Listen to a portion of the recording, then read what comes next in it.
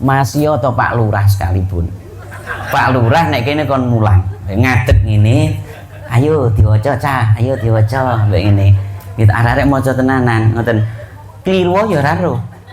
Ay api terus ngoten. Padahal sing kono mbek guyu wong tak gawe salah kok api ae.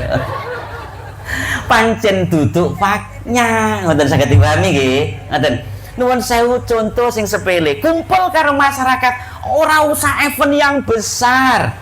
Sak glutek lho sak jamaah kajatan paling 10 15 kakak paling akeh.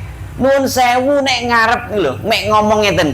Nuwun sewu Bapak hadirin, niki kajatipun Pak Dolah kagem nyelamaken putranipun ingkang asma Bambang Gendolet. Jenengan dipun aturi rawuh wonten majelis menika, dipun suwuni sawab pandonganipun. Mugi-mugi napa ingkang dados hajatipun Pak Dolah dipun kabulaken dening Allah.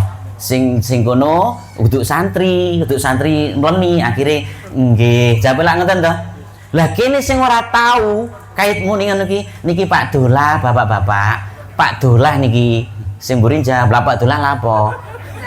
Arepe ngomong nih kajate Pak Dolah nyunat nih anake jenenge Bambang Gendolet. Kait ngomong Pak Dolah iki Pak Dolah bolak-balik ngono wae. Gurung meneh Bapak kula njenengan sing sepuh-sepuh coba njenengan tingali.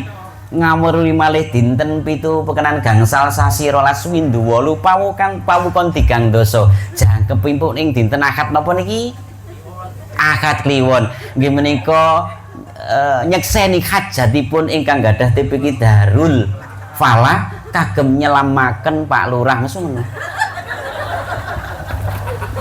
Allahumma sholli ala Muhammad. Ambak-ambak kaya ngono kuwi lek ora tau dipelajari grewel ndang tingali.